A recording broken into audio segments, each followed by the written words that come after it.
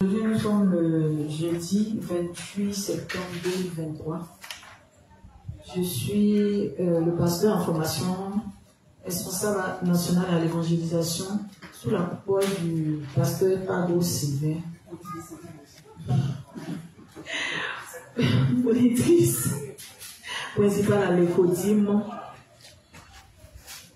Je me nomme Fatou Koulibaly.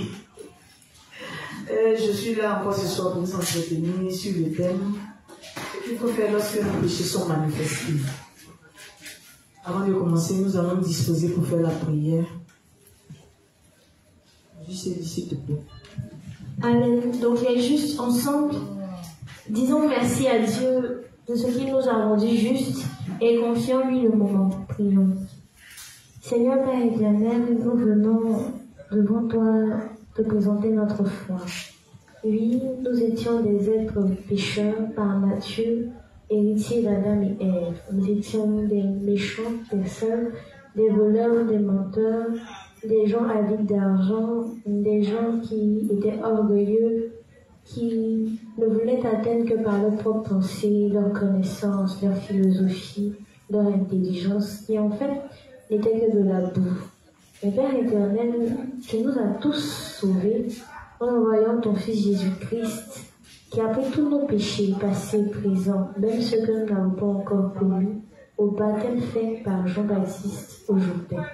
Puis il a payé la rançon une autre fois pour toutes en versant son sang à la croix, sa mort, sa résurrection, sa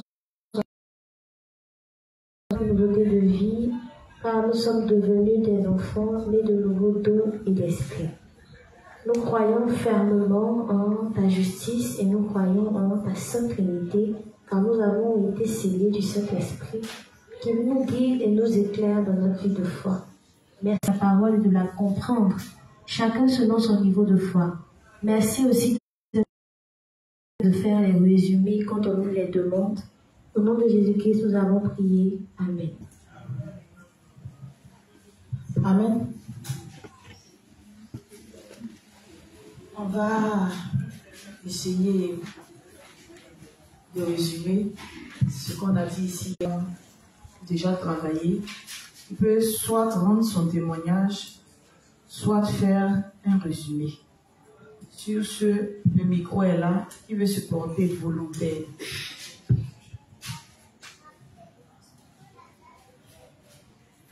Pardon, il y a juste là.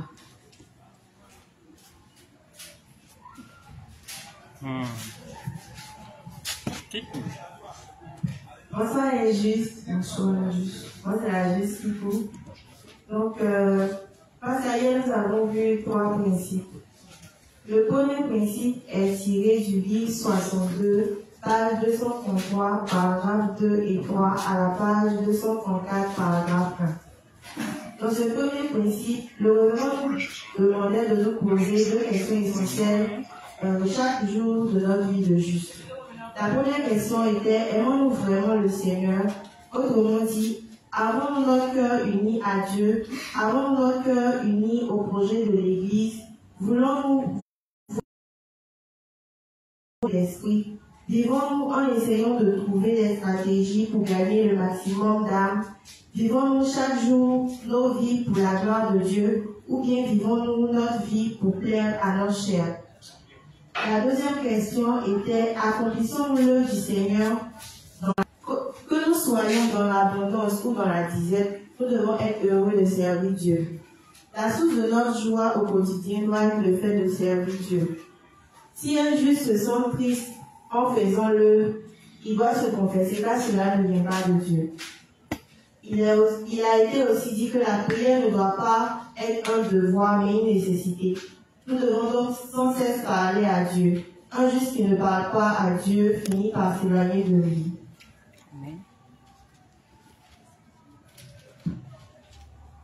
Quand nous n'arrivons pas à suivre Dieu, c'est parce que notre cœur est porté vers autre chose. L'œuvre de Dieu nous éloigne du monde. Nous devons alors avoir plus d'amour pour son œuvre. Dieu ne doit jamais passer en second plan dans nos vies. Dieu se servira grandement de nous si nous décidons de nous concentrer sur son œuvre. Les règles de Dieu sont faciles à appliquer lorsque nous lui demandons de l'aide au lieu de compter sur nos propres forces pour le faire. Qui cherche à plaire aux hommes rejette Dieu. Nous ne devons pas minimiser nos péchés et les confesser lorsque ceux-ci se manifestent. C'était tout pour le premier principe. Amen. On va passer au second principe. Livre 12, page 165, paragraphe 3. Il est dit ici, on entend l'histoire d'un frère qui n'est pas une bonne histoire. Nous devons interpeller ce dernier et à lui d'admettre ses erreurs sans chercher à se justifier. Nous aussi, nous ne devons pas, chercher à le caresser dans le sens du poil. C'est-à-dire que nous voyons les erreurs se manifester, on tape l'œil parce que c'est notre camarade. On ne doit pas chercher à faire ça. On doit toujours interpeller quand c'est mauvais pour que la personne puisse corriger ce comportement. Quand nos péchés sont révélés, nous devons les confesser en détail, prier Dieu pour le renoncement afin qu'il nous utilise pour son œuvre. Si nous voulons grandir spirituellement, nous ne devons pas cacher notre nudité devant Dieu. Peut-être pour le deuxième principe.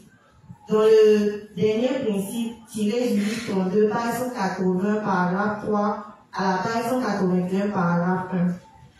Il a été dit que tant que les faiblesses d'un frère ne sont pas un frein à l'évangile, nous pouvons le tolérer, l'interpeller et prier pour lui continuellement. Mais dans le cas contraire, il doit être repris rapidement pour ne pas que cela porte préjudice à l'évangile. Quand le doute commence à envahir notre cœur, nous devons en faire part au dénoncier pour ne pas que Satan utilise pour troubler notre foi dans le but de nous éloigner de l'Église. Donc c'est tout ce que le peuple nous. Amen. Amen. Merci, la juste. Tu as tout dit. Je ne savais même pas que j'avais dit les choses comme ça. Amen. C'est vrai que ce n'est pas un exercice qui est facile. Amen. Moi-même, je vous ai dit quoi? Même pour venir me tenir ici devant vous la première semaine, quand on m'a annoncé, quand l'inspecteur Gouri m'a appelé pour me donner le thème, la préparation du thème à mon premier passage, je vous ai dit ici que j'ai perdu 2 kilos. Je vous dis que ce n'est pas quelque chose qui est facile. Quand on est assis là-bas dans les chaises, quand on voit les dénonciers passer ici, se succéder, on se dit que c'est un exercice qui est plus ou moins facile. On te donne un thème, on te donne un document. C'est pas venir t'asseoir ici, lire et puis expliquer. Ça, c'est rien. Mais tellement quand on banalise même ce travail-là, vous voyez que c'est encore plus difficile même de prendre le micro, ne serait-ce que dire seulement un bout de phrase de ce qu'on a retenu. Donc si ça c'est compliqué, dites-vous que ici, là, si on ne s'appuie pas sur Dieu, si on ne prie pas Dieu pour que Dieu nous donne la force de pouvoir le faire, on ne peut pas. Donc même quand on est dans l'assemblée, on doit demander sans cesse l'aide à Dieu pour qu'il nous donne la force de pouvoir même prendre le micro pour purifier notre bouche. Parce que parler incessamment, c'est purifier, ça permet de purifier la bouche. Purifier la bouche, ça veut dire quoi? Ça veut dire que tu permets qu'on puisse entendre tes pensées. Tu permets qu'on puisse comprendre, qu'on puisse savoir comment est-ce que tu comprends les choses. Tu nous permets de jauger ton niveau de foi. Amen. Et si tu es là et tu ne dis jamais rien, tu ne poses jamais de questions, comment on peut savoir si tu es en train de grandir, ou bien si tu n'es pas en train de grandir, ou bien si tu es en train de mourir? Amen. Parce que ne pas parler, là, je vous ai dit, on n'a pas de télépathe pour savoir ce que vous avez compris, ce que vous n'avez pas compris. Quand on pense qu'on a compris, on prend le micro, on dit voilà ce que j'ai compris. Si ce n'est pas correct, on corrige. Mais il est mauvais de penser qu'on a compris, alors que en réalité, du début à la fin, on n'a jamais rien compris. C'est-à-dire qu'on était là, juste pour, comment on appelle ça là, pour faire acte de présence. C'est tout. Amen. Or, comprendre un enseignement qu'on nous donne ici, comprendre tous les enseignements qui sont faits ici, les ruminer sans cesse à la maison, nous permettent de grandir dans la foi. Or, quand on est en train de grandir dans la foi, Dieu fait quoi? Dieu est tellement fier de nous qu'il nous utilise dans beaucoup de domaines. Amen. Amen. Donc, n'ayez pas peur, ne soyez pas stressés. Nous sommes plus stressés même que vous. Amen. Donc, je ferai que demain, pour ceux qui prennent les notes, je vois des gros cahiers ici. Voilà. Je vais choisir quelqu'un par amour. Voilà, pour qu'il nous bénisse. Amen. Ok. Donc, on va continuer l'enseignement. Mais avant de continuer, je voulais revenir un peu sur le livre 32, page 180. Les deux premières phrases qui étaient « Regardez dans votre église et voyez s'il y a des frères ou des sœurs faibles. » En fait, je reviens dessus. Pourquoi? Parce que je veux qu'on comprenne ensemble le but de l'enseignement du thème qui m'a été confié. Amen. Le thème, c'est ce qu'il faut faire lorsque nos péchés sont manifestés. Donc, la première chose à comprendre d'abord, c'est de savoir qui nous sommes. Amen. C'est de savoir que même quand après notre nouvelle naissance, on demeure dans un corps de péché, et ce corps de péché-là manifeste sans cesse ses faiblesses. Amen. C'est la première chose qu'on doit savoir. Maintenant, le titre nous dit quoi? Qu'est-ce que nous devons faire lorsque ces péchés de la chair-là sont manifestés? Amen. Donc, avant, on se disait que lui, Jésus a déjà pris tous nos péchés. Donc, quand on faisait notre confession de foi, on disait merci à Dieu parce qu'il avait déjà pris tous ces péchés-là. Amen. Mais on ne les confessait pas en détail. D'accord? Croire en l'évangile de l'eau et de l'esprit, c'est une bonne chose. Mais confesser en détail ses péchés devant Dieu, reconnaître sa véritable nature, c'est croire entièrement à la parole de Dieu. Donc Dieu nous demande quoi? Dieu nous demande de nous reconnaître comme étant des amas de péché. Donc, on doit savoir d'ores et déjà que d'un amas de péché, on ne peut pas attendre quelque chose de bon. Amen.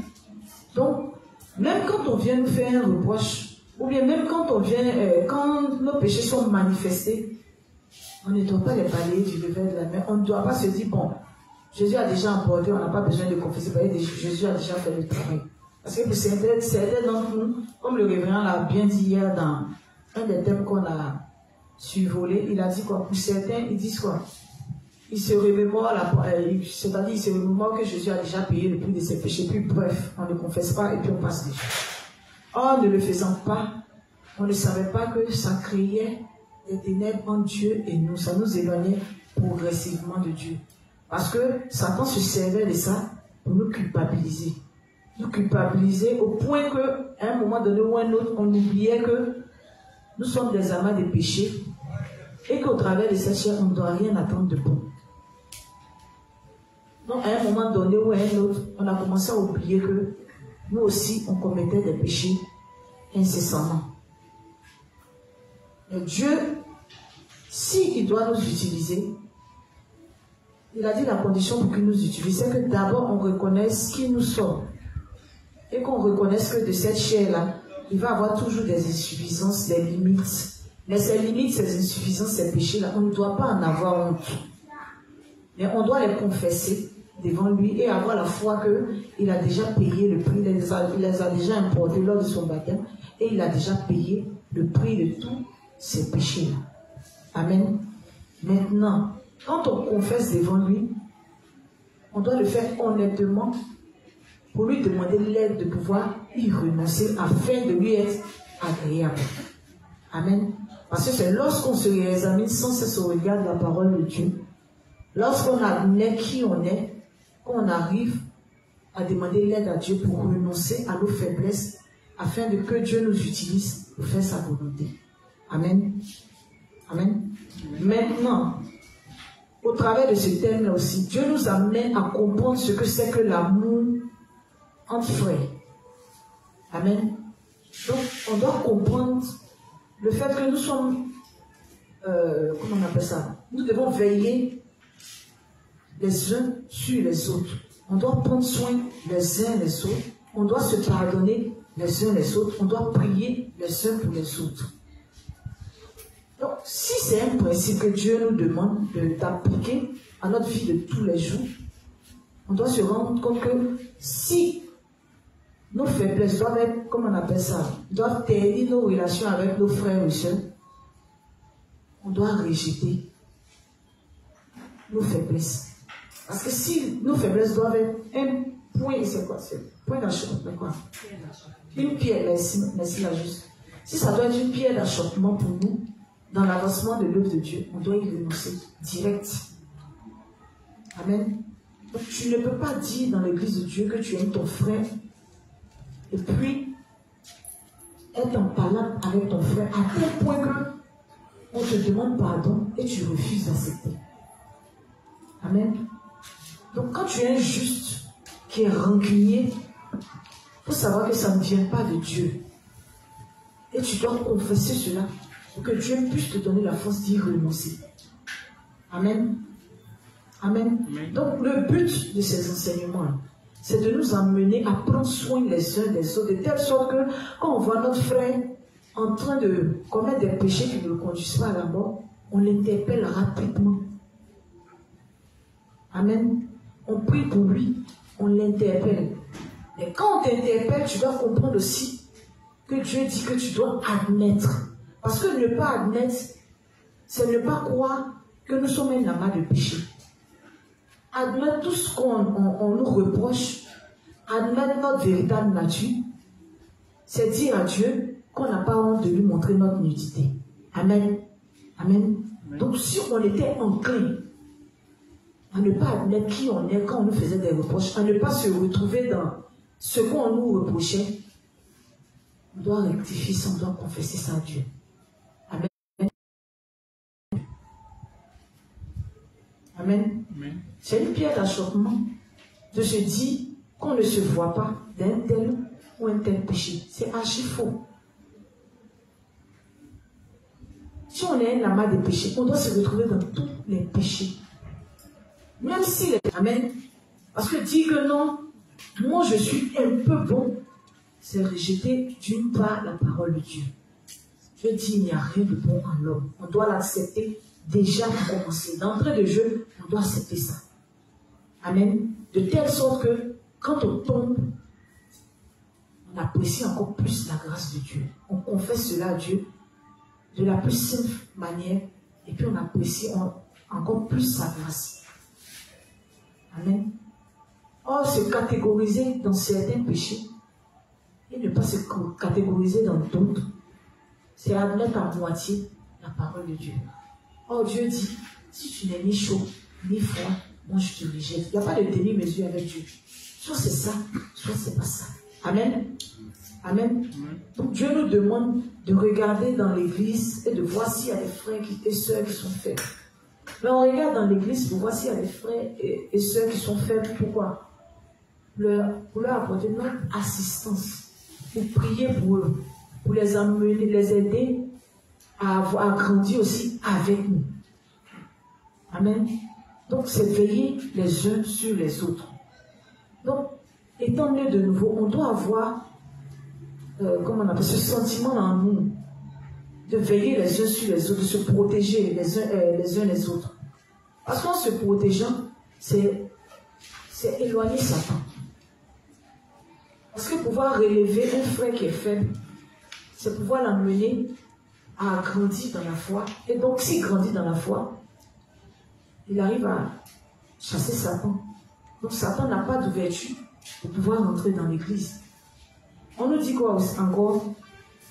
Aussi, vous devez observer attentivement et voir s'il y a quelqu'un qui cause du tort à l'église. Donc, on doit veiller les uns sur les autres.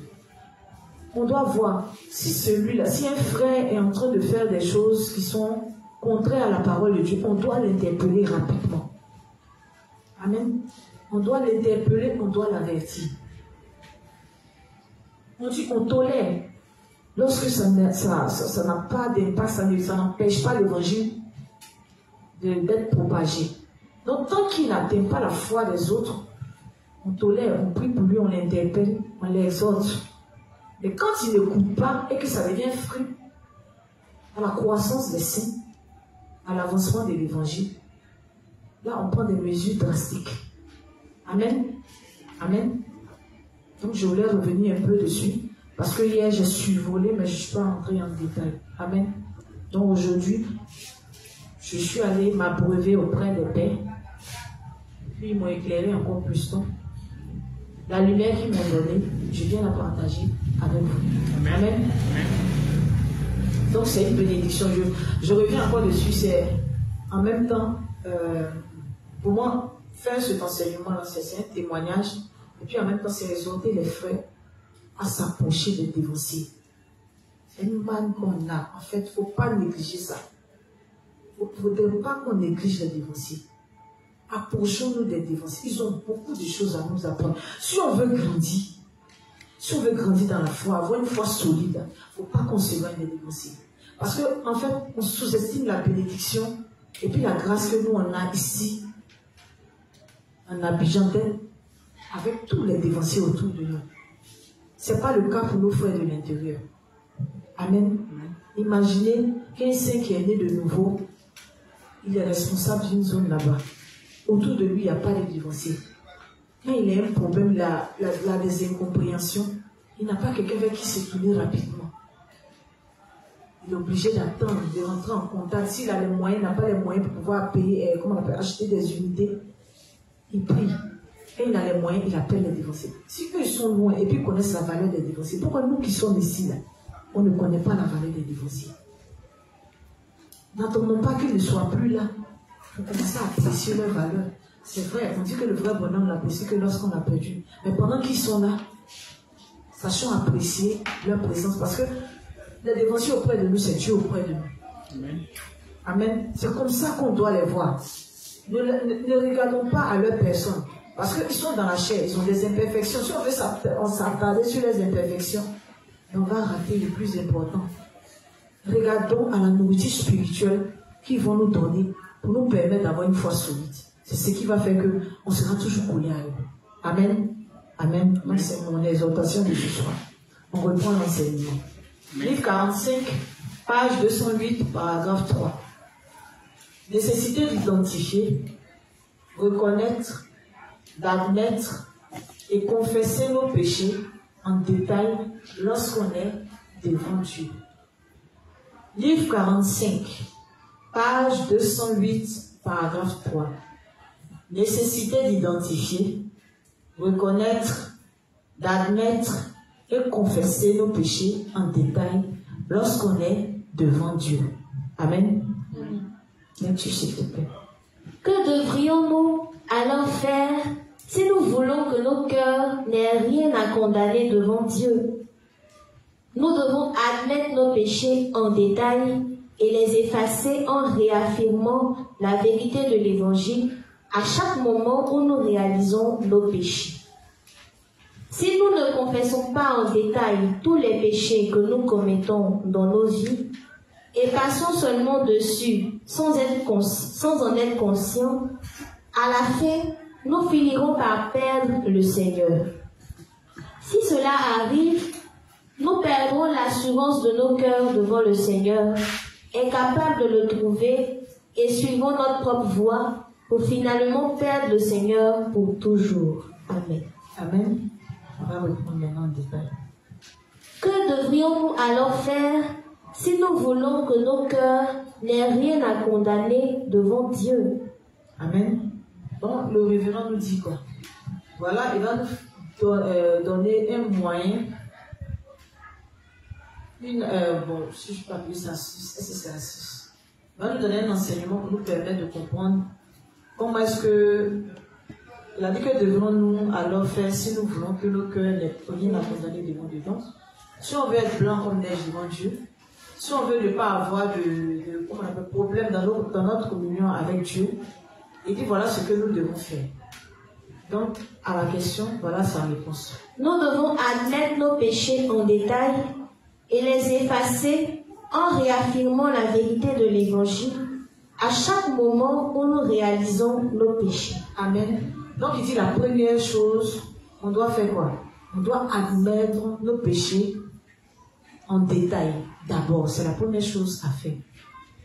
Donc, lorsque nos péchés sont révélés, on doit les admettre d'abord en détail. Amen. Les admettre, c'est reconnaître devant Dieu que oui, on est comme ça. Amen. Amen. Il dit maintenant la deuxième chose à faire, Si nous ne confessons pas en détail tous les péchés que nous commettons, nous devons les admettre en détail d'abord et maintenant. Et les effacer en réaffirmant la vérité de l'Évangile à chaque moment où nous réalisons nos péchés. Amen. Donc quand on a fini de les admettre en détail devant Dieu, quand on a fini de reconnaître que oui, c'est la vérité, tout ce qu'on nous reproche c'est vrai, tout ce que nous commettons est vrai, Dieu dit maintenant de faire quoi? Il dit de les effacer en réaffirmant la vérité de l'Évangile à chaque moment où nous réalisons nos péchés. Donc je dis qu'il n'y a pas une heure à laquelle il faut faire la confession des péchés. Amen. Donc on n'attend pas peut-être le soir avant de dormir pour faire la confession de, comment on appelle ça, des péchés devant Dieu. Dieu dit, lorsque un péché est manifesté devant nous, on doit l'admettre et puis on doit faire quoi? On doit confirmer notre foi au moment même où c'est manifesté devant nous. Donc on admet, on accepte qui on est, on dit merci à Dieu parce que ces péchés-là, il les a déjà emportés sur lui.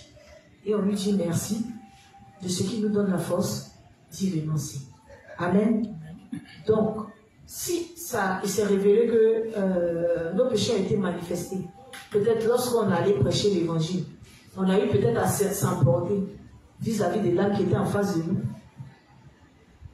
En venant à la maison, sur la route, on confesse. Amen. Oui. Donc, on n'attend pas d'avoir un moment, comment on appelle ça, de fixer un moment pour la confession de foi, pour la confession de foi des péchés. Amen. À chaque fois qu'un péché est manifesté, on doit l'admettre et puis on doit confesser en même temps. Quand on fait ça en même temps, on chasse Satan loin de nous. Amen. Amen. Amen. D'abord, admettre nos péchés. Admettre, c'est faire un avec la parole de Dieu. Admettre, c'est reconnaître qui on est véritablement. Admettre, c'est reconnaître sa nudité devant Dieu et n'avoir point honte de cette nudité-là. Amen. Amen. Maintenant qu'on finit d'admettre, on doit les effacer en réaffirmant la vérité de l'Évangile. Donc, lorsque on admet, on arrive à effacer nos péchés en réaffirmant notre foi en l'Évangile de l'eau et de l'Esprit. Amen. Continue, s'il te plaît. Si nous ne confessons pas en détail tous les péchés que nous commettons dans nos vies et passons seulement dessus sans en être conscients, à la fin, nous finirons par perdre le Seigneur. Amen. Le révérend nous dit que si nous ne confessons pas en détail, il revient sur le mot détail. Amen. Si nous ne confessons pas en détail tous les péchés que nous commettons dans nos vies et passons seulement dessus sans en être conscients, à la fin, nous finirons par perdre le Seigneur. Amen. Donc, on doit confesser en détail tous les péchés. Amen. On doit confesser en détail toutes nos mauvaises pensées. Amen. Dans l'Église, il y a des enseignements qui nous sont donnés par les serviteurs de Dieu. Je vais prendre un enseignement ici que l'Église nous donne. L'Église nous dit de bien manger sainement pour être en bonne santé. Amen. Et l'Église va plus loin, en nous aidant à reconnaître ce qui est la malbouffe et ce qui est la nourriture saine. L'Église nous demande de ne pas manger le cul magique. On prend cet exemple. Amen. Parce que le cul magique, on dit que ça a un impact négatif sur notre santé. Si on mange le cul magique, on continue de manger le cul magique, à la longue, ça va impacter notre santé. Et si ça impacte notre santé, on peut en mourir. Amen. L'Église nous enseigne cela. Dieu nous dit tout ce que nous devons faire, nous devons le faire de sa gloire. Amen. Donc, on se lève. L'Église a dit de ne pas manger le cul magique. Mais on ne confesse pas à Dieu qu'on aime le cul magique. Amen. Et donc, quand on ne confesse pas, ça veut dire qu'on aime bien le cul magique. Donc, on se plaît dedans. De toute façon, pour se réconforter dans l'appétit, ce qu'on est en train de faire, on dit quoi? De toute façon, il y a des gens qui ont mangé, on a vu que nos parents ont mangé qu'une magie, ils sont pas morts. Donc, même si on a mangé là, ça va pas nous tuer, on fait comme on est des années. Souvent, on pense ça parce qu'on se donne des années. On fait comment? On aime. Et si tu aimes quelque chose qui doit te tuer à la longue, que tu te plais dedans, tu ne veux pas te débarrasser de cette chose. Est-ce que tu n'es pas en train de te suicider à petit feu? Est-ce que tu as le droit de t'ôter la vie? Un juste n'a pas le droit de se suicider. Le suicide, tu vas en enfer. Mais en mangeant le cube magique, on ne sait pas que c'est pas bon. Mais on n'est pas dedans. On ne se plaît pas dedans. Souvent, même quand on va, on achète notre gamme. Il faut mouiller, il faut mouiller. Mouille, viens. On prépare, malgré les interpellations que l'Église nous donne ici. À la maison, on ne peut pas préparer, on prépare. Avant même, l'Église nous avait dit quoi? On dit de ne pas manger cube magique. Bon, on mangeait 3 cubes par sauce. Puis on décide maintenant que, comme l'Église a dit, peut-être que c'est la quantité là qui va vite nous tuer. Donc on va enlever 2 dessus, on met 1. Là on va durer, on ne va pas vite tomber malade. Mais non, un est la même là. Si l'Église a dit c'est pas bon, on demande l'aide à Dieu et puis on renonce à ça. On confesse à Dieu que lui, c'est vrai, les enseignements étaient donnés à l'Église, mais il ne respecte pas. Il ne fait même pas. Je sais que c'est ma nature d'être rebelle. C'est ma nature même de ne même pas écouter. Le Seigneur te dit merci parce que tu as déjà emporté tous ces péchés. Quand tu es venu, par l'eau de ton baptême, par le sang de Dieu. Seigneur, donne-moi la force de renoncer à cube magie. Qui a dit que c'est tellement banal qu'on ne doit pas demander à Dieu? Alors on se dit que, on dit s'arrêter devant Dieu, petit Seigneur, donne-moi la force de renoncer à cube magie. Est-ce que tu peux de toi-même? Il faut arrêter. Quand tu n'arrives pas à arrêter, ça veut dire que ce sont tes limites qui sont manifestées. Yes. Or là où la main de l'homme s'arrête, c'est là que celle de l'Éternel commence. Il attend que tu vois tes limites. Là, quand tu vois tes limites, demande-lui son aide. C'est lui-même qui a demandé de lui demander l'aide. On lui demande l'aide pour tout. Amen. Bon, on est injuste, on est égoïste. On n'aime pas partager. Et souvent, ce sont des choses sur lesquelles on passe. Mais on ne s'en rend pas compte, on se dit, bon, c'est petit, c'est léger. On peut passer dessus. Quand tu n'aimes pas donner, tu n'aimes pas partager. Et puis tu aimes partager pour les gens. Confesser ça aussi à Dieu, c'est pas bon. Si tu aimes pour les gens, il faut aimer qu'on aime pour toi. Amen. Un juste doit aimer partager. Quand tu aimes partager la parole, tu demandes l'aide à Dieu, il va t'aider à partager tout le reste. Amen. Amen. Parce que si tu passes ton temps à manger pour les gens et cacher ta nourriture, les gens vont te fuir. Le jour où tu auras trop faim, tu vas arriver chez un frère, il aura la nourriture. Lui aussi va cacher pour que tu vois ce qu'il a dit. On est souvent méchants. Oui, on est méchants, on a la main de péché. Pourquoi on ne veut pas admettre? Souvent, on est prêt à midi, on a fini de piler notre photo. On a prévu que, bon, on a prévu pour une personne, c'est pour nous. Et puis dès qu'on a fini de laver la main nette, tu es au salon et puis tu dis, c'est qui? Et il dit, ah non, c'est moi, bon là. Mais le Seigneur dit quoi? Toujours à l'heure, midi, j'arrive. Rapidement, tu fermes ton plat, tu casses ça dans la cuisine. Bon, vient, cause, ça finit pas. Pourtant, dans ton cœur, il faut rentrer chez toi maintenant, il faut rentrer chez toi, il est fait. Tu penses que si c'est là, il a fait sortir. Il n'a pas fait sortir, hein? Et quand vous s'en va, on est fiers. De toute façon, ça n'avait pas me suffire. On vient, on dépose ça. On mange. Et puis, on ne confesse pas à Dieu. Souvent, on trouve que c'est banal, non? Et puis, on en rit. De toute façon, Jésus a dit, emporter le péché. Et puis, tu ne confesses pas ça à Dieu. Pourquoi? Tu dois confesser. Il n'y a pas de petit péché devant Dieu.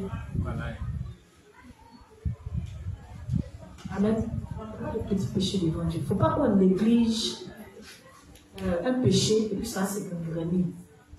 Ça c'est gangréné, ça nous éloigne progressivement de Dieu. Amen. Amen. Amen. Dieu sait qui on est. On est égoïste, on est avare, on est méchant, on est cupide. Il ne faut même pas qu'on se tape la poitrine pour dire que moi, il aime partager les vies. Moi, seulement, je suis égoïste. Mais je suis égoïste. On est tous méchants. On est tous orgueilleux, on est tous hypocrites. Il n'y a pas quelqu'un parmi nous qui va s'asseoir et expliquer comment il ne critique pas les gentiment. Nous tous, on a toujours, il y a un moment où,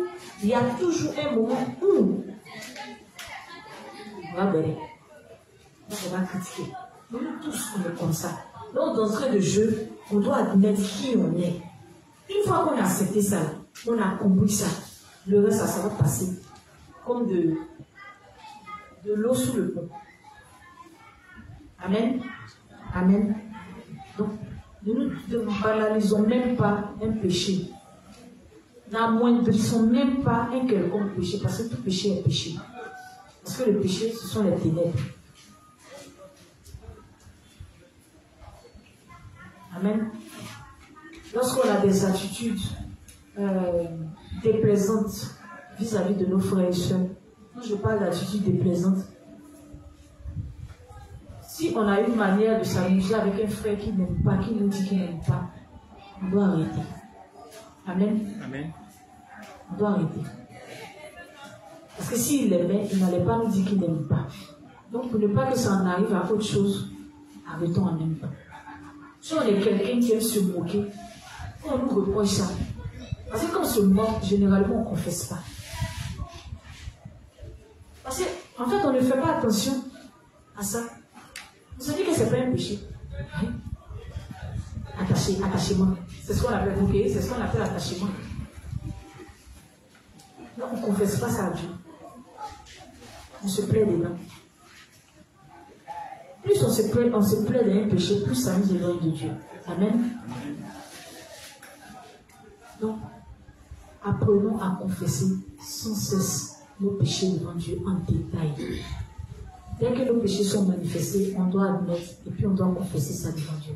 Amen. Amen. Amen. Si on veut garder une communion parfaite avec Dieu. Même si on est peut-être pas content, peut-être de l'attitude d'un dénoncé vis-à-vis de nous.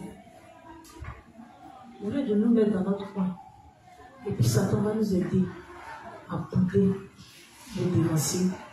Demandons l'aide à Dieu d'aller vers le dénoncé pour aller régler nos problèmes.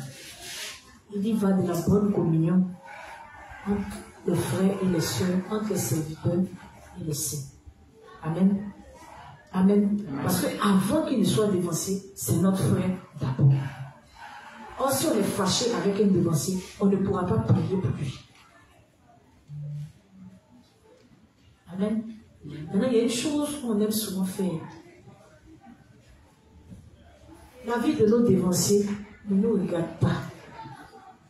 Amen.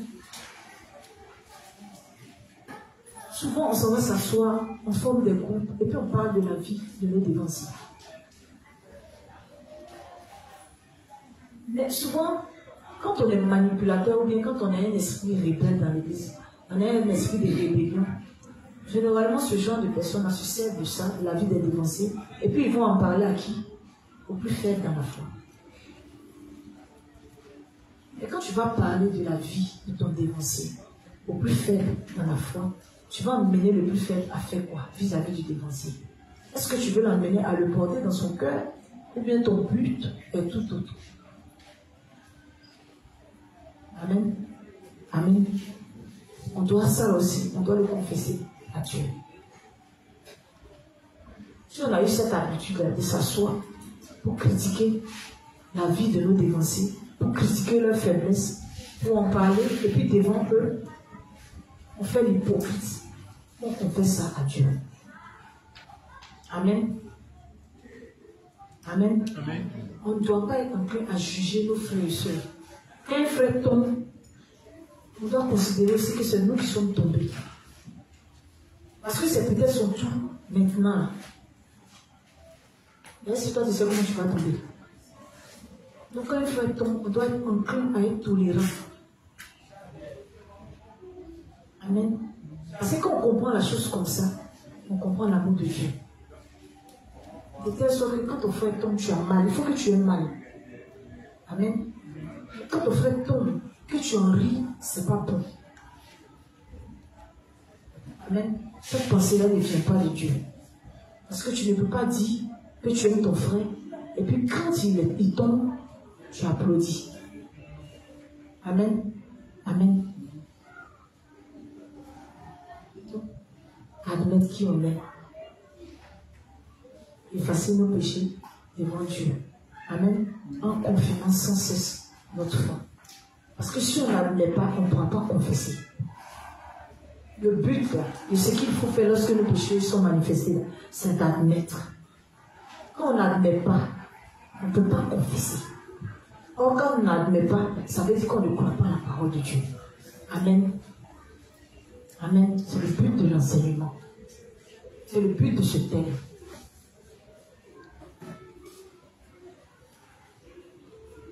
Amen.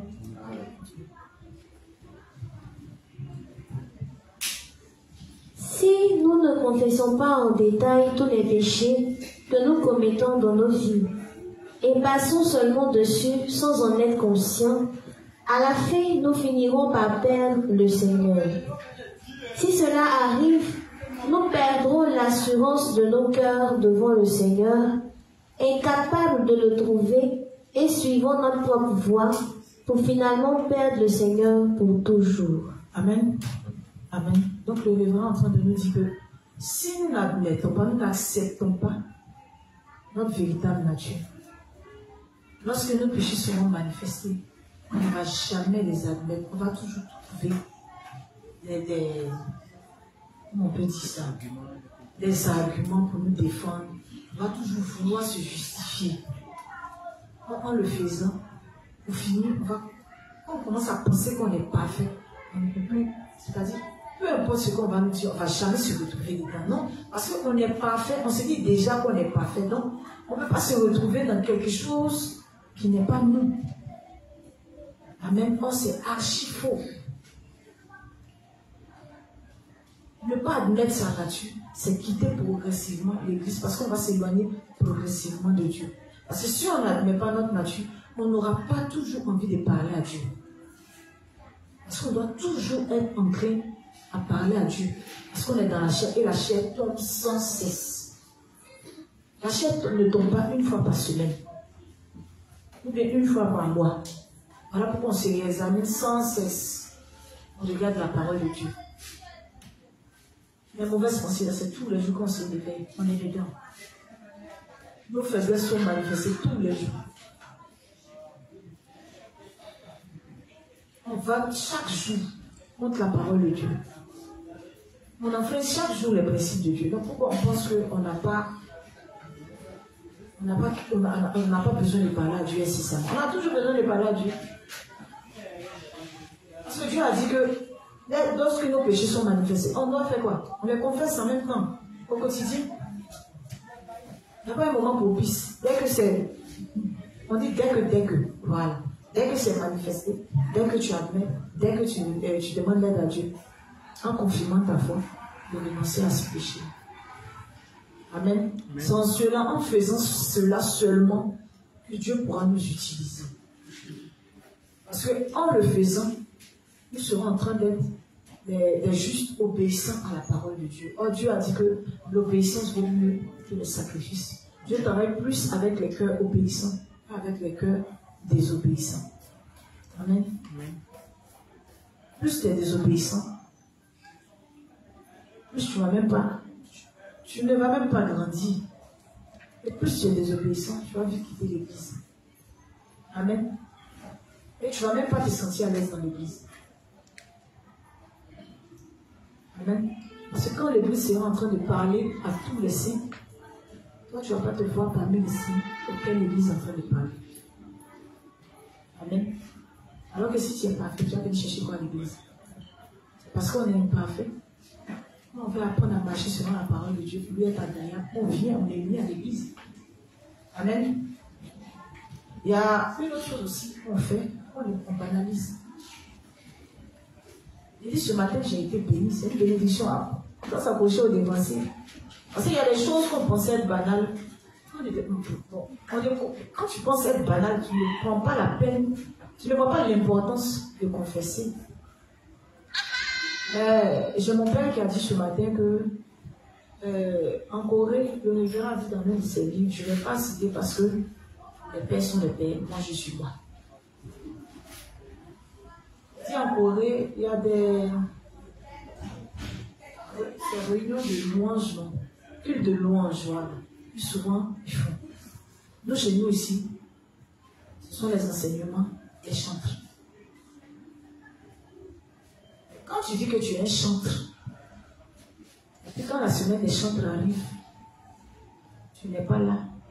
Tu es présent seulement le jour où ton groupe doit chanter. Il faut confesser ça aussi à Dieu. Amen. On se disait quoi? Ça, c'est quelque chose qu'on va confesser à Dieu. Mais oui, il n'y a pas de petits péchés. On n'attend pas d'être là et que dimanche l'église soit remplie d'abord avant de se sentir chantre. Même si tu viens qu'il y a 2 ou 3 personnes, quand tu chantes pour qui? D'abord, tu chantes pour qui? Pour Dieu d'abord. Même s'il y a 2 personnes, c'est Dieu que tu regardes. Même si tu penses que ta voix, tu as une voix de crapaud, chante bien même. C'est ta voix de crapaud là que tu aimes. Donc quand tu ne viens pas, comment on appelle ça là? Comment on appelle ça là? Aux enseignements des chants, alors que tu es un chant, il faut confesser ça aussi à Dieu. Amen. Parce que d'abord, quand on dit comment on appelle ça là? La semaine des chantres, les premières personnes d'abord qui doivent être, ce sont les chantres. Amen. On n'a pas dit 2 ou 3 chantres. Souvent, il y a des groupes qui sont pratiquement pas là. Et nous, les siens aussi, on doit être là. Parce que c'est une activité aussi de l'église. Amen. On ne peut pas être nombreux pendant les séances et pendant les enseignements. Et puis ne pas être là pendant la semaine des chantres. Amen. Amen. Amen. Tout ça aussi. On a beaucoup de choses à confesser devant Dieu. On a beaucoup de choses à confesser. Quand aussi ton dévancier t'envoie, il te demande de faire quelque chose. Quand tu as pour habitude de murmurer, de bouder, confesse aussi à Dieu. Non, on ne fait pas ça. Souvent, on nous demande de faire certaines choses, puis on a fini de le tuer même dans notre cœur. Puis on s'en va faire. Mais quand les dévanciers font les choses avec nous, c'est un dessein. C'est jamais pour rien. Amen.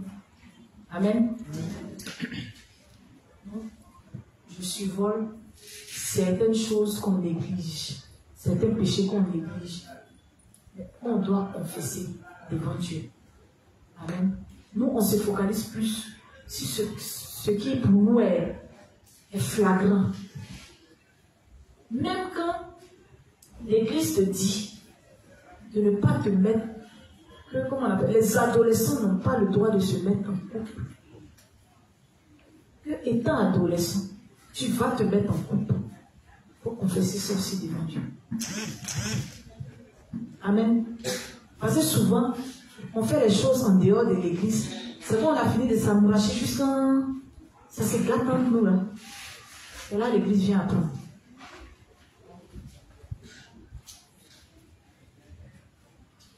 Dieu ne peut pas compartimenter son église, permettre qu'il y ait des responsables dans chaque compartiment de l'église. Et puis, les enseignements que les responsables donnent, on en fait fi. Quand on doit faire des choses, on ne consulte pas les dévanciers.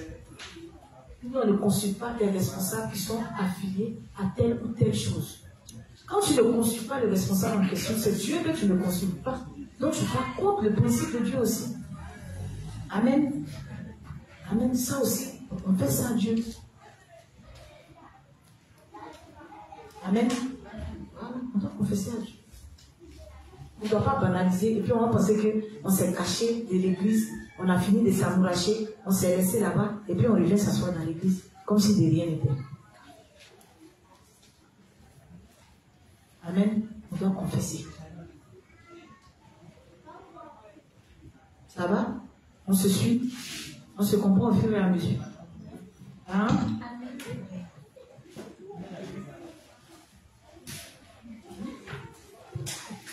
Si cela arrive, nous perdrons l'assurance de nos cœurs devant le Seigneur, incapables de le trouver, et suivrons notre propre voie pour finalement perdre le Seigneur pour toujours. Amen.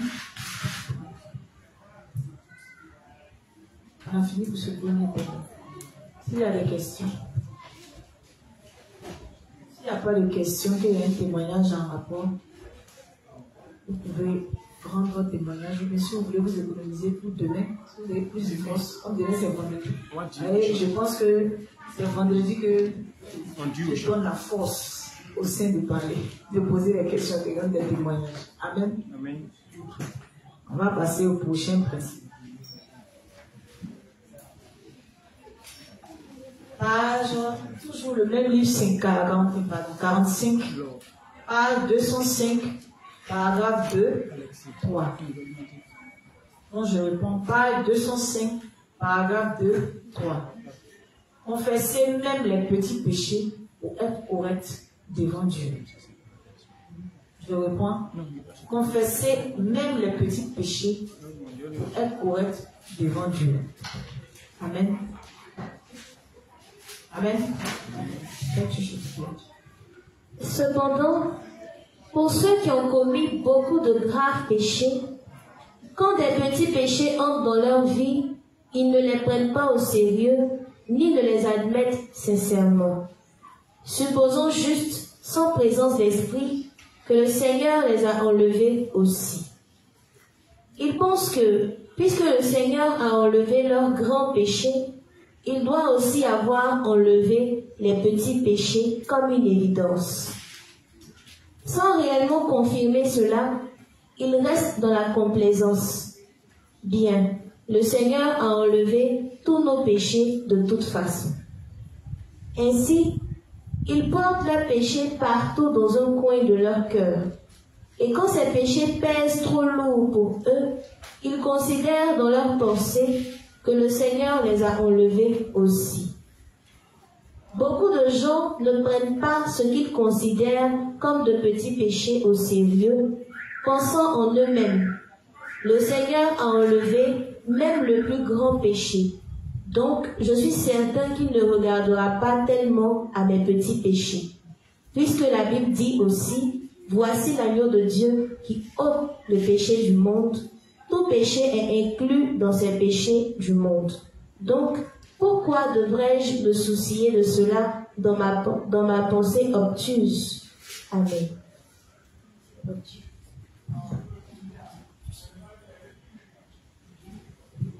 Amen.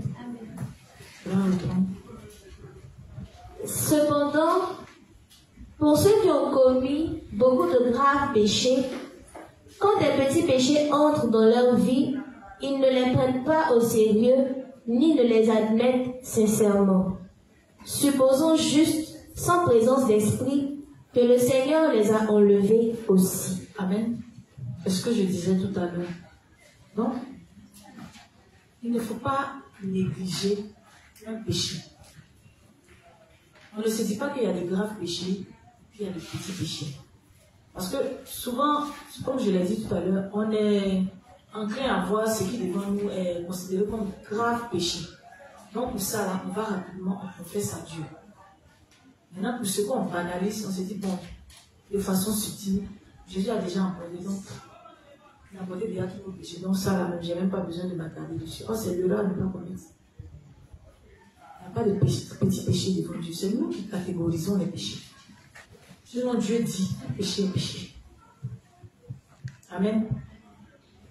Donc, quand nos péchés sont manifestés, infimes soient-elles, on doit les confesser devant Dieu. On doit les admettre, puis les confesser devant Dieu.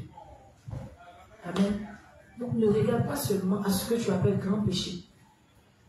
Parce que même ce que tu appelles petit péché, là, je considère cela. C'est une ténèbre, comment on appelle ça? Ce sont des ténèbres qui créent une barrière, une distance entre Dieu et toi. Donc, quand c'est petit, c'est mieux pour toi de commencer à les confesser. Parce que quand tu ne les confesses pas, c'est de petit que ça devient grand. Et pour finir, il le dit, que quand ça va devenir grand, ça va te peser lourd. Quand ça va commencer à te peser sur la conscience, et c'est Satan qui va te culpabiliser à chaque fois. Tu vois, tu dis que tu es injuste.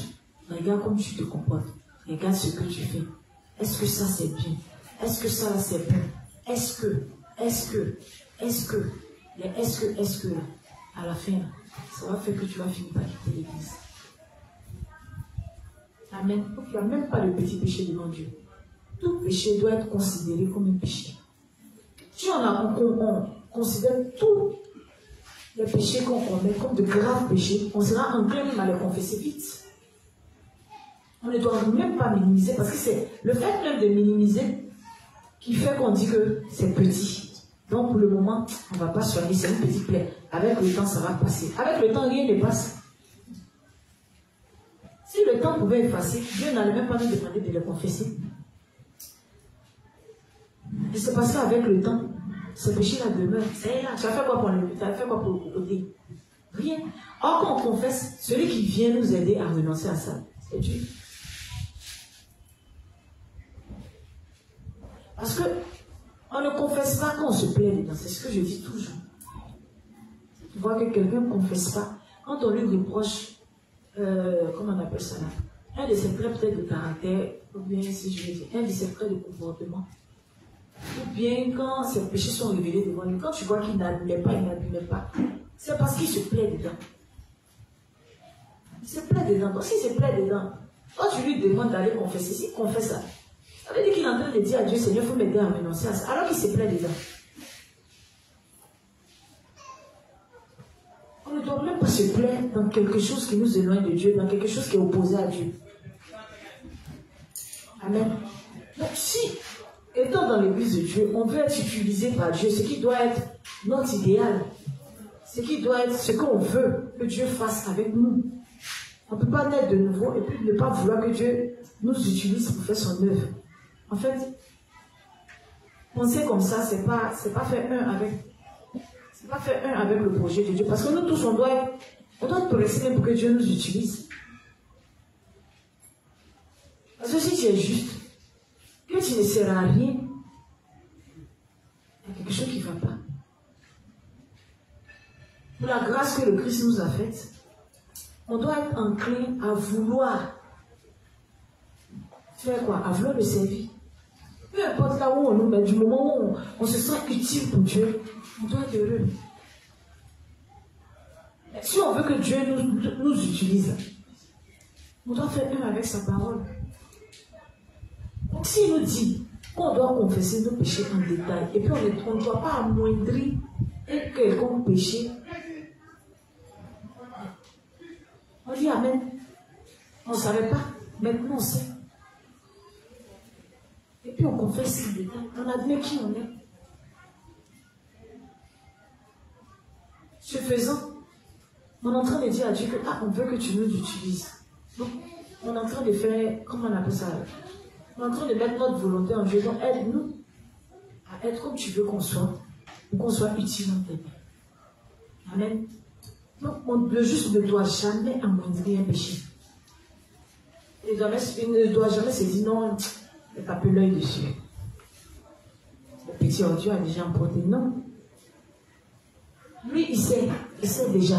Mais il dit, il faut venir devant lui, il faut ouvrir ta bouche pour dire, Seigneur, j'ai fait ça. Je sais que je suis comme ça, mais je te dis merci, parce que tu m'as déjà rendu juste. Amen. Tu es mort pour moi, tu as été ressuscité pour moi. Mais Seigneur, je veux faire les choses maintenant correctement. Je veux faire les choses comme tu veux que je les fasse. Donc, donne-moi la force de renoncer à ce que tu n'aimes pas en moi, pour que je puisse être comme tu veux que je sois. Amen. C'est à cette condition-là seulement que Dieu peut nous aider. Sans cette condition, il ne peut pas. Amen. Donc, il n'y a pas de petit péché. Il faut que d'ores et déjà, on se mette ça dans la tête. Donc, même un juste, qui n'a pas pour habitude d'être uni à ses frères, quand on parle d'être uni à ses frères, souvent les dimanches, on met ici, on a un groupe de... On a un site de, comment on appelle, communication de l'église, où on amène l'information des justes. Voilà. Où on nous amène comment on appelle ça, les informations sur nos frères d'ici et puis d'ailleurs. Quand nos frères traversent des moments difficiles, on nous amène des messages, on met les numéros en dessous. Un juste qui n'appelle pas ses frères pour prendre de leurs nouvelles. Un juste qui n'est pas uni à ses frères lorsqu'ils sont dans la douleur, c'est-à-dire quand ils perdent un membre de leur famille. Un juste qui n'est pas uni aux activités de l'église, c'est-à-dire aux activités sportives de l'église. Il doit confesser ça aussi à Dieu. Amen. Parce qu'on doit se soutenir les uns les autres. On doit participer à toutes les activités de l'église. Donc si on n'a pas cette habitude de le faire, et puis qu'on ne le confesse pas, quand on ne le fait pas, on le confesse à Dieu. Parce qu'on peut ne pas avoir la force même, ou bien ne pas se dire que non, moi je ne me sens pas dans ce genre de choses-là.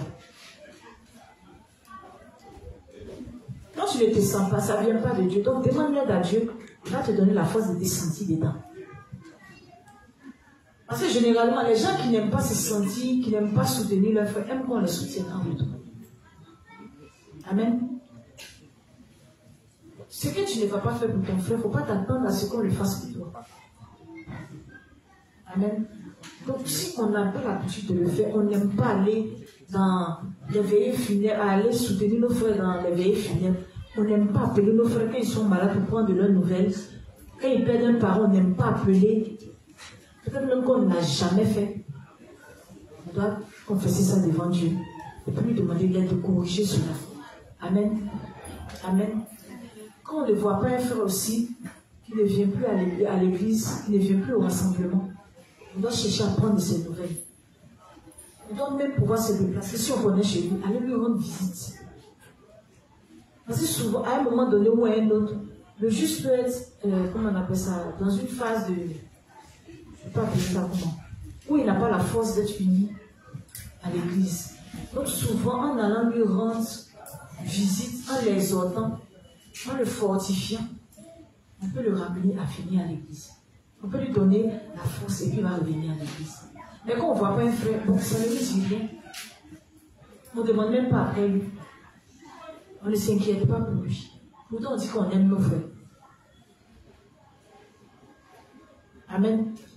Si on le fait, comment on appelle ça là, on est enclin à s'inquiéter pour nos frères qui ne sont pas nés de nouveau, pour nos amis qui ne sont même pas justes, pour nos frères même pour qui on doit faire ça premièrement. Si on ne le fait pas, on doit le confesser devant Dieu. Amen.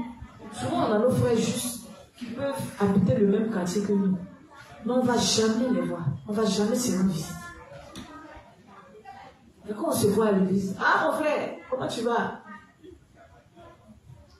Pourquoi? Ta première famille, c'est ton frère juste qui est dans ton quartier là-bas. Parce que quand on sera en train d'être, comment on appelle ça là, poursuivi à cause de notre foi, c'est avec nos frères là qu'on va fuir. Hein? Donc, si on ne va pas voir nos frères, on ne rend pas visite à nos frères, on ne peut pas dire qu'on manifeste l'amour de Dieu. On manifeste l'amour de Dieu comment? Seulement quand ils sont présents physiquement. On doit s'aimer véritablement. Amen. Amen. Amen. Donc si on n'a pas l'habitude de le faire, on le confesse. C'est pas bon. Amen. On ne doit pas banaliser parce que je ne l'appelle pas de toute façon. Moi, mais si quelqu'un, je n'aime pas appeler. C'est comme ça. Et puis on s'assoit et dit, moi, mais si quelqu'un n'aime pas, je n'aime pas appeler. Et ça, là, vraiment, non. Ah, il y a voir. Et puis on ne change pas. Quand tu dis ça, ça veut dire que tu n'as pas envie de sortir de là. Mais si tu viens confesser à Dieu, ah Seigneur, je suis méchant, je n'aime pas appeler mes frères. Je suis très méchante. Je n'aime pas prendre les nouvelles de mes frères, je n'aime pas les soutenir quand ils sont dans les moments difficiles. Seigneur, Je te dis merci parce que tous ces péchés-là, tu les as emportés sur toi. Mais donne-moi la force, Seigneur, de pouvoir appeler mes frères, de pouvoir être proche de pouvoir les soutenir, de pouvoir les exhorter quand c'est nécessaire. On doit te le demander à Dieu. Dieu va nous donner la force de le faire. Même si on pense qu'on ne peut pas, Dieu va nous donner la force de le faire. Amen. Nous-mêmes de nous, on n'a pas la force pour faire des choses spirituelles. Mais quand on les soumet à Dieu, c'est Dieu qui nous donne la force de le faire. Amen. Amen. Amen. Même pour venir au rassemblement, Dieu ne demande pas la force à Dieu. Il va arriver un moment où on ne va plus venir. Au début, on pensait qu'on est fou.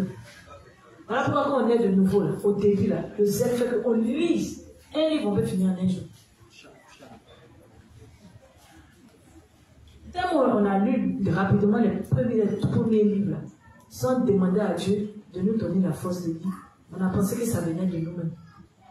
À un moment donné, quand Dieu va nous rappeler qu'on doit tout lui demander, c'est au moment où on se rend compte qu'on prend le livre et puis on fait un an, on n'a jamais ouvert ne serait-ce que 2 pages. C'est-à-dire qu'on n'arrive même pas à lire. C'est en ce moment-là qu'on se rappelle qu'on ne peut pas faire les choses spirituelles de par nos propres forces. Dieu ne s'appuie pas sur Dieu, on ne peut rien faire. On ne peut pas faire les choses spirituelles, ce n'est pas possible. Amen. Il y a une chose aussi qu'on fait. Dieu doit être au centre de notre vie. C'est-à-dire que notre vie doit tourner autour de Dieu. Mais souvent, pourquoi quand on veut faire les choses là, on ne consulte pas Dieu. C'est quand on a fini de faire, on vient trouver Dieu. Souvent, on a fini de faire, mais quand ça se casse le fond, c'est-à-dire quand le truc s'est éclaté, c'est là où on vient voir Dieu. Consulter Dieu, c'est consulter les dévancés. Qui a derrière Dieu? Si on regarde, les gens pensent qu'eux, ils voient Dieu, ils entendent Dieu. C'est-à-dire qu'on côtoie Dieu tous les jours.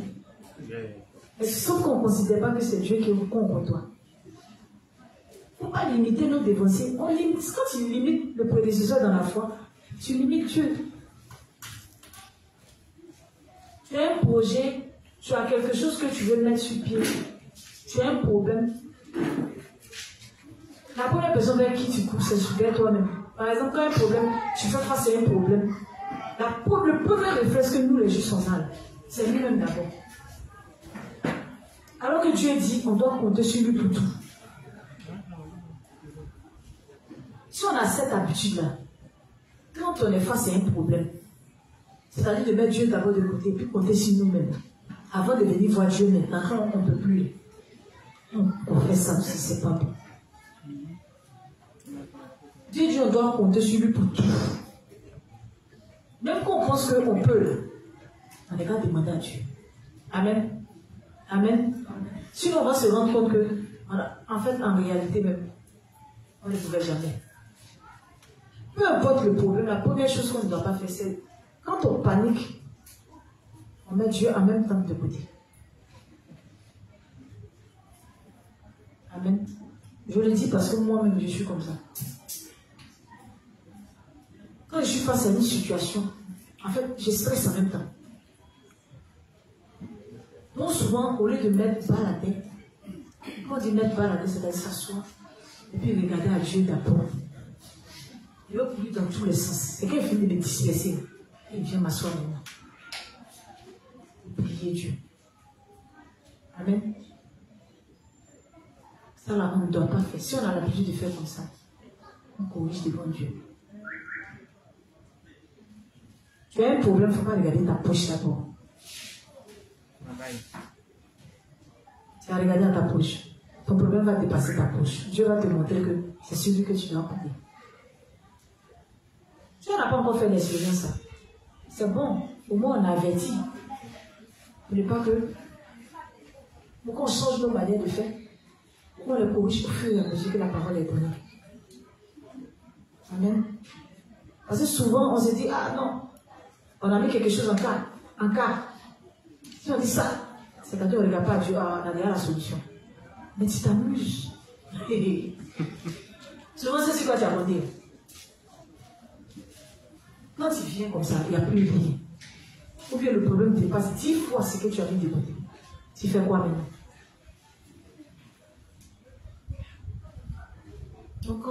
quand on a eu l'habitude de ne pas compter sur Dieu là, il faut qu'on change cette manière de faire. Il faut qu'on confesse à Dieu. Amen. Il faut qu'on apprenne à corriger nos mauvaises habitudes. Amen. Amen.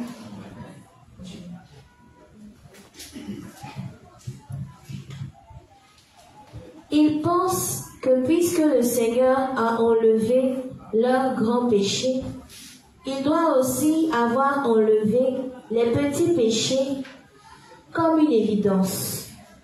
Amen. Amen. Voilà. Dieu a ôté tous nos péchés. Amen. Par l'eau, le sang.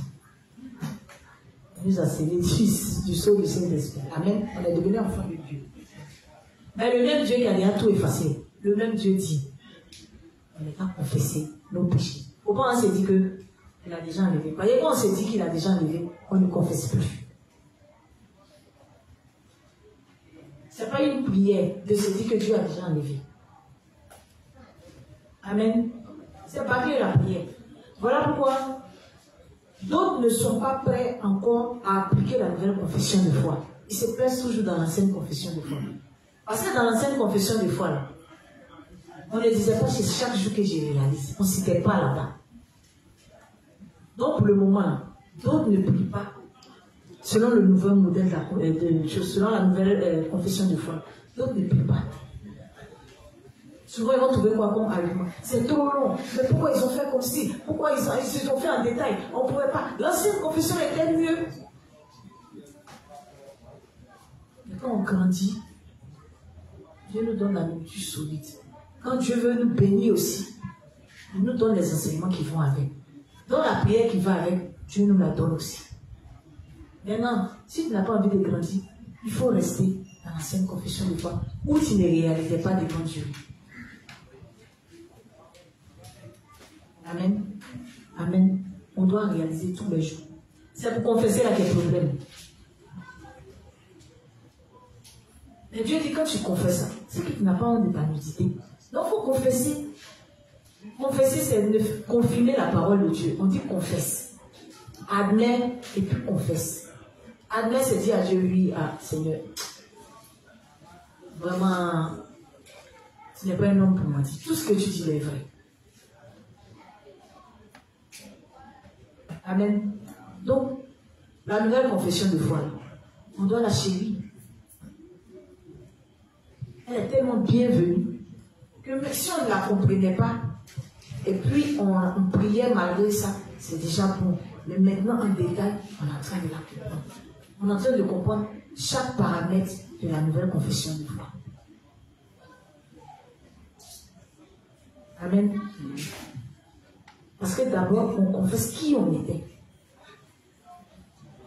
Après, maintenant qu'on est devenu maintenant qu'on est né de nouveau, autant pour moi, on dit maintenant ce qu'on réalise chaque jour. On doit dire. Si tu ne dis pas, c'est que tu ne réalises pas.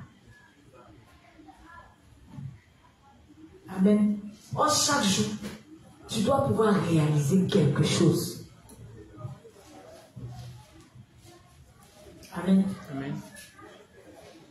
Tu dois prier aussi pour tes frères et soeurs. Est-ce que chaque fois on ne dit pas qu'on ne confesse pas pour nos frères et soeurs? On confesse. On confesse pour les membres de nos familles aussi. On confesse pour toutes les âmes. Si on a bien compris la nouvelle confession de foi, on a compris l'amour de Dieu. Amen. Amen.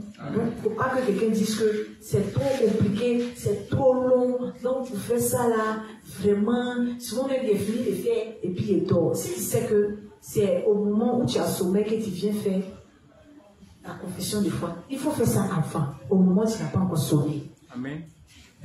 Amen. Ou bien soit, il n'y a pas soit, il faut faire. Amen. Amen. Il n'y a pas soit. Parce qu'il y a une dit soit là. C'est moi y avoir problème. Il n'y a pas soit ici. Dieu dit de faire, on fait. Point. On n'a rien à ajouter, on n'a rien à retrancher. Amen. Amen. Il n'y a pas petit péché, hein? Hein? Pas ça. Il y a des questions en ligne.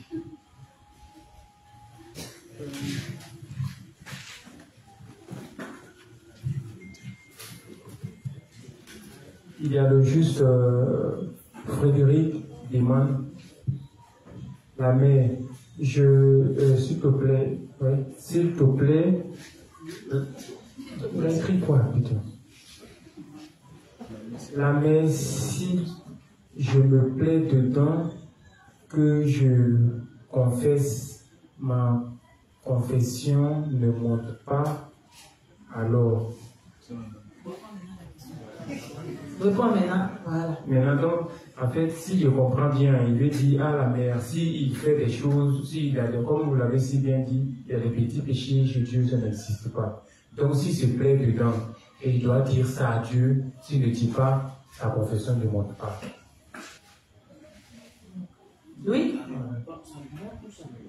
Ça n'a pas monté. Qu'est-ce qui va monter? On dit de confesser, tu ne confesses pas, tu dis ça n'a pas monté. Excuse-moi. Faut lui dire que Dieu dit de confesser. Mon frère, il s'appelle Frédéric.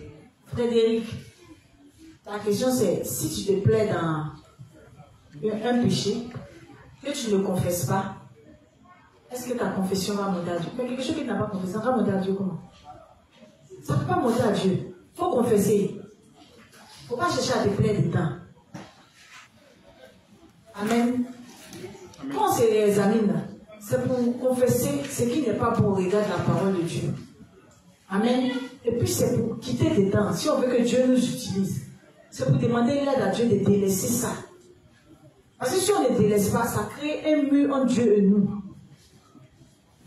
Ça empêche Dieu de nous utiliser.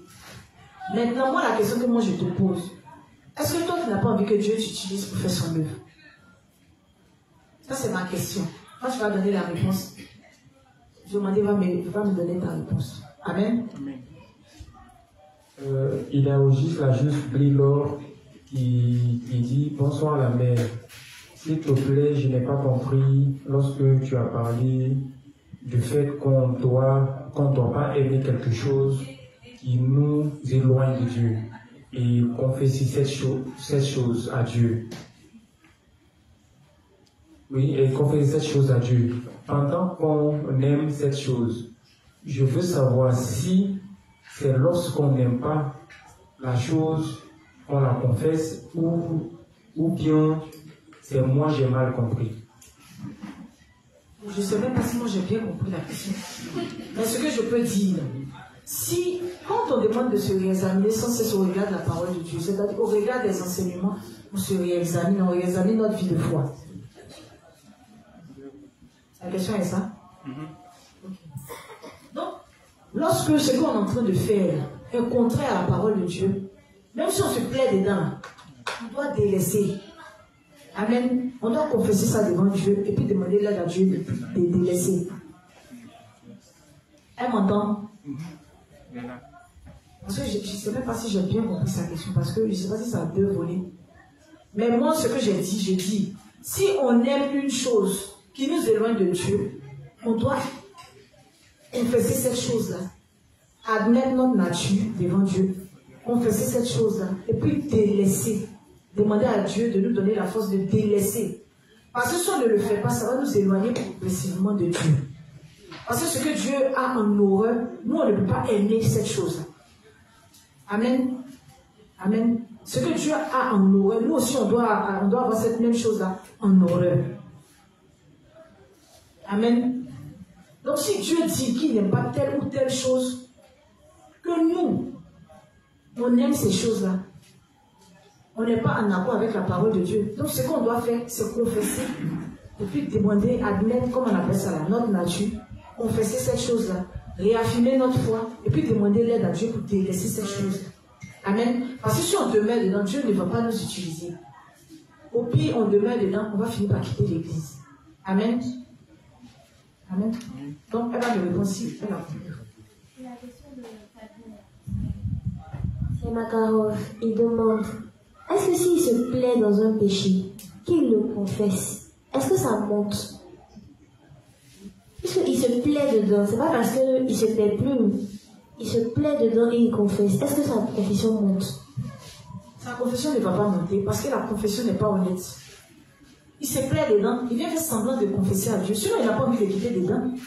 Voilà pourquoi je dis que la confession de foi, la prière, ça ne doit pas être un devoir, mais ça doit être une nécessité.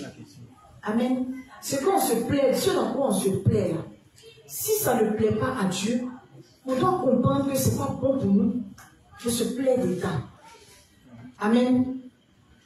Amen. Donc on ne peut pas se plaire dans quelque chose que Dieu n'aime pas. Et puis on dit qu'on vient confesser à Dieu, et puis ça monte. Ça ne peut pas monter. Tu n'es pas honnête, tu n'es pas sincère. Voilà pourquoi Dieu nous demande de faire quoi? D'être honnête. Dans la première semaine, c'est ce qu'on a dit. Quand on vient confesser nos péchés en détail, on doit le faire honnêtement, avec un cœur sincère.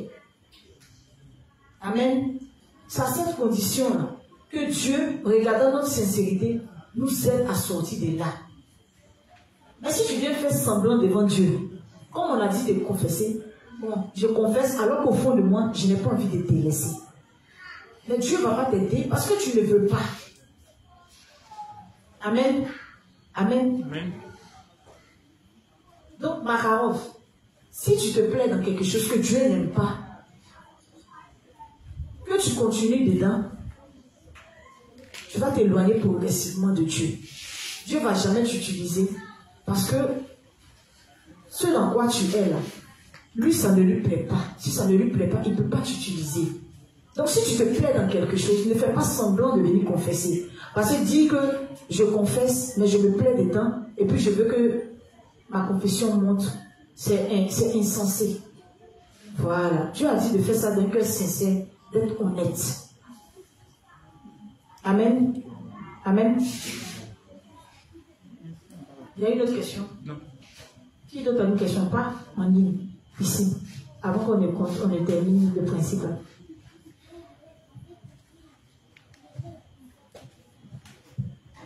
Moi, j'aimerais bien que tu nous dises sur quoi on doit se baser pour faire la confession. Puisque on ne doit pas aimer les choses qui ne plaisent pas à Dieu. Donc, dans le principe qu'on a lu, j'ai entouré nécessité d'identifier. Donc, pour que je puisse confesser, il faut que je réalise qu'en fait, ça ne plaît pas à Dieu. Donc, le repère pour savoir tout ce qui ne plaît pas à Dieu, pour que face à ça, on puisse confesser. C'est ma question. Le repère, je l'ai dit la première semaine que quand on se réexamine au regard de la parole de Dieu. N'est-ce pas? Notre repère peut être la parole de Dieu. Notre repère peut être notre frère, nos frères dans l'église. Notre repère peut être les serviteurs de Dieu. Amen. Au regard des enseignements qui sont donnés dans l'église, on se réexamine. Donc ça nous permet d'identifier ce qui n'est pas, comment on appelle ça, conforme à la parole de Dieu et de pouvoir les confesser devant Dieu. On se réexamine aussi par rapport à ce que nos frères entrevoient en nous que nous on ne voit pas. Amen. Donc on peut avoir un comportement, une attitude qui n'est pas bien, mais nos frères peuvent être, comment on appelle ça, le miroir. Nos frères peuvent être notre miroir. Donc quand nos frères nous interpellent sur des choses, ou bien des comportements, ou bien de mauvaises habitudes qu'on a, on ne doit pas les rejeter, on doit les admettre. Parce que si on est dans un corps qui est corruptible, qui tombe sans cesse, on doit tout admettre. Amen. Donc on s'identifie au regard de la parole de Dieu. Lorsqu'un serviteur aussi de Dieu donne un enseignement dans l'église de Dieu, qui est la parole de Dieu, on regarde, et puis en fonction de ça, on corrige au fur et à mesure notre foi, notre vie de foi. Amen. Amen. Donc souvent, on pense comprendre certaines choses, mais on pense bien faire les choses. Mais quand on est corrigé dans l'église, on doit admettre la correction comme étant une correction. Amen. Donc si ça le c'est comment on faisait mal, quand on nous donne l'enseignement pour nous montrer comment est-ce qu'on doit faire maintenant, on rejette notre mauvaise manière de faire, on confesse devant Dieu. On admet qui on est, on admet qu'on faisait mal. Mais on dit merci à Dieu parce qu'il a déjà, toujours en reconfirmant notre foi. Amen. Et en demandant l'aide à Dieu pour faire un avec les enseignements qui nous ont été donnés. Amen. Donc ce n'est pas parce que un enseignement ne cadre pas avec nos pensées qu'on va rejeter l'enseignement. Quand ça ne cadre pas, c'est parce que nos pensées ne sont pas bonnes. C'est parce que Dieu veut qu'on corrige nos pensées. Amen. Donc quand tu es tout le temps interpellé sur une attitude que tu as, c'est parce que Dieu n'aime pas cette attitude. Il veut l'avoir corrigée, raison pour laquelle il permet que tu sois interpellé là-dessus. Amen. Lorsque tes péchés aussi sont manifestés devant toi, c'est parce que Dieu n'aime pas. Dieu veut que tu corriges. Amen. Amen. Non, ça va. Qui d'autre? Une question, oui.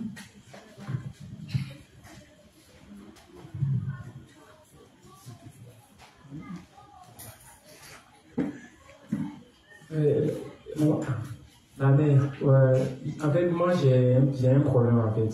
Bon, jusqu'à avec les justes même, bon, c'est un peu compliqué. Moi, comme ça, par exemple, je suis un peu habitué à enfin, parce que j'ai été adopté avec mes parents là. On fait les dîners. Donc, chacun est appelé à manger seul sur son assiette. Donc, quand je suis arrivé, même avec les justes, si on veut manger comme ça là, même avec mon responsable Roxy dit, ah bon, on n'a qu'à cotiser un truc. Mais on cotise, mais lors de manger, là, moi je me mets à côté. En fait, je ne sais pas, je me dis que non, il ne sera pas rassasié et je n'aime pas manger ensemble, je n'aime pas manger en groupe. Donc ça me fatigue. Donc je me dis que non, la nourriture est trop petite, même si on va cotiser là. Même on va cotiser là. Je préfère rester comme ça et puis les autres vont manger. Ok. Le père Omi. Le père Omi, s'il te plaît. Mon père chéri, je pense que tu peux bien répondre à cette question. Parce que je pense que par le passé. Vous devez avoir l'explication à travers les thèmes si manger. Le père Omi édifie-nous. Rappelle-moi ce que j'ai dit. Tu as donné l'exemple si la nourriture. Parce que l'évangile nous apprend comme chacun est arrivé d'une éducation différente. On est tous quittés d'un horizon différent. Donc c'est normal qu'on n'ait pas toujours les mêmes comportements dans l'église. Voilà, mais toujours est-il que l'évangile nous demande de partager la fraternité, la communion. Amen. Donc, c'est des choses que nous, ici dans ce coin, on va manger en groupe, souvent on mange en groupe. En tout cas, les juifs ne connaissent pas qui est négocié. Voilà, il y a l'expression du bloqué poulet. Monsieur qui était là il y a longtemps, il connaissait un mystère. Pour dire quoi? Si, par exemple, il avait à donner, elle a dit quoi? On est appelé à partager la communauté. Si tu as remarqué que c'est une attitude qui n'est pas bonne chez toi, qui peut frustrer certains, parce que moi, je peux remarquer que je parle de une telle que on est ça. Ça peut choquer un frère. Donc pour eux, nécessité de renoncer à Seigneur. Moi, j'ai remarqué que vraiment, je n'aime pas manger en groupe parce qu'ils ne sont pas rapide. Quand ils mangent, de temps en temps, ils ne sont pas à ça. Donc comme l'évangile me demande de partager la fraternité avec mes frères, vraiment, permet que maintenant, j'arrive à manger, de partager cette fraternité avec mes frères. Et puis pour aller dans le même sens, on parle de confession, la même façon dont on explique nos péchés. Mais on va savoir que pour pouvoir converser les péchés d'abord, il faut qu'on ait d'abord le coup même sur le renoncement. Voilà, on va prendre le livre 29, les Grecs, il dit qu'on doit renoncer d'abord à nos faiblesses, à notre quoi, à notre justice, à notre ego, à notre personnalité, à notre sympathie, ou bien peu non. Donc ça, en fait, c'est des combinaisons. Il dit maintenant qu'on sait ça, maintenant on peut aller maintenant dans le fonctionnement du renoncement. Dans le fonctionnement, on va parler de s'examiner. Amen. Donc si tu ne t'examines pas, pour savoir quelles sont tes faiblesses, c'est normal que tu ne peux pas confesser. Mais c'est dans l'église, si tu appliques le renoncement, tu sauras quel type de personne tu es, puis tu sauras ce à quoi tu vas renoncer. Et comme on est dans la chair, on ne peut pas renoncer à nos faiblesses charnelles. Donc tu dois identifier tes faiblesses charnelles. En faisant ça, tu confesses ça à Dieu. Amen. Sinon, bon, si tu es moyen seul, c'est bon, mais le jour où tu auras faim, En ce moment, je vais de manger au groupe. Là, je ne vais pas insister pour dire non, frère, je vais manger toi un peu. Non, peut-être qu'il a appelé que non, tu n'as plus de manger seul. Attends le jour que tu as aussi ton argent pour manger seul, à ce moment, tu as manger seul. Parce que forcément, tu vas t'amener un peu dans cette clinique là. Où tu vas tellement faire que là, on a 10, on va manger, tu fais comment? Tu n'as pas d'argent pour aller manger seul. Amen. Donc, il faut corriger, il faut exposer ça à Dieu. Ça, c'est une faiblesse de la part, mais qui peut peut-être te fatiguer à l'avenir. Voilà, donc c'est ce qu'il peut dire. C'est sujet. Amen.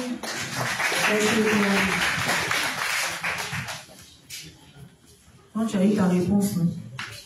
Je demandais, ça va? Ah, il y a une question? Bonsoir, la mère. Bonsoir, moi, je voudrais savoir, comme Jésus n'a pas de petits péchés, quand tu commets un péché, et puis tu le réalises et tu la confesses, en même temps, tu pries pour tes frères en même temps. Parce qu'on ne sait pas à quel moment elle va commettre un péché. Donc, je voudrais savoir si en même temps, quand tu commets un péché, lorsque tu es en train de faire la confession des fois, tu peux prier en même temps pour les autres. Quand on regarde la nouvelle confession de foi, il y a les différentes étapes. Il y a ta partie, non? La partie où on confesse pour nous, non? Et puis il y a la partie où on confesse pour nos frères, non? Voilà. Donc, si tu as fini de reconnaître, comment on appelle, tes péchés, tu as fini d'admettre qui tu es, tu as reconnu ça devant Dieu. Quand tu finis, tu demandes à Dieu de renoncer à toi, tu lui dis merci. Quand tu viens sur la partie de tes frères aussi, tu fais la confession de tes frères. Tu dis merci à Dieu parce que Dieu a racheté tous tes frères. Tu fais la même chose comme toi. Quand tu finis, tu demandes l'aide aussi à Dieu. Tu demandes à Dieu de donner la force à tes frères aussi, de renoncer à eux-mêmes et puis de faire un avec les principes. Donc, comme tu avais dit qu'à chaque moment qu'on connaît un péché, oui, en même temps on doit... Oui, quand tu tombes là, quand tu vois qu'il faut confesser. Amen. Sinon, quand toi tu es tombé à l'instant, est-ce que tu as vu ton frère s'élever? Voilà, ça pour toi. On dit, on doit confesser nos péchés en détail. Donc pour nous d'abord, on doit apprendre à le faire. Tu comprends? Parce qu'il y en a même qui n'arrivent pas à confesser pour eux-mêmes. Tu n'as même pas encore, tu ne sais même pas confesser même pour toi, et puis c'est pour tes frères que tu veux confesser. Il faut apprendre d'abord à confesser toi tes péchés. À chaque fois que tu vas tomber, il faut confesser ça à Dieu. Amen. Maintenant, si tu vois ton frère en train de, comment on appelle ça là, tomber, tu l'interpelles, tu comprends, non? Et puis tu pries pour lui. Quand tu vas prier pour lui, tu fais sa confession aussi, des fois. Tu comprends? Et toujours quand on fait pour nos frères, on dit merci, on demande à Dieu de leur donner la force de renoncer à eux aussi. Amen. Amen. Voilà. Parce que ça, il ne faut pas qu'on l'oublie. Comment on appelle ça là? La confession de foi. Quand on prie pour nos frères aussi, on demande la même chose à Dieu. Pour nos frères, qui leur donne la force de se réexaminer sans cesse au regard de sa parole. Et puis, il leur donne la force de renoncer à eux-mêmes, sans cesse. D'accord? Qui d'autre a une question? Il est 21h. On prend une dernière question. Oui. S'il n'y a pas de dernière question, demain c'est vendredi. On va s'arrêter là pour ce soir. On va prier pour la fin, puis rentrer à la maison. Et se retrouver ici demain par la grâce de Dieu. Amen. On est juste ensemble, élevons la voix vers le Seigneur. Disons-lui merci pour ce temps et confions-lui le reste du temps. Prions. Père éternel, nous te disons merci. Merci pour ce temps d'enseignement. Merci pour toutes ces bénédictions que nous avons reçues, chacun selon sa foi. Merci Seigneur de ce que tu nous aides à identifier, à admettre qui nous sommes réellement devant toi sans honte. Merci de ce que tu nous as fait réaliser qu'il n'y a pas de moindre péché devant toi. Merci de ce que tu nous aides à avoir une communion parfaite envers toi. Nous avons fini pour ce soir et nous repartons chacun à la maison. Merci de nous accompagner et de mettre dans nos cœurs la nécessité d'être unis à ton Église, afin que nous ayons la force, la santé et les moyens pour être là le reste de la semaine. Merci Seigneur de ce que tu as fait de nous, de meilleurs justes qui renoncent à eux pour toi. Au nom de Jésus-Christ, nous avons prié. Amen. On se salue dans la paix du Seigneur.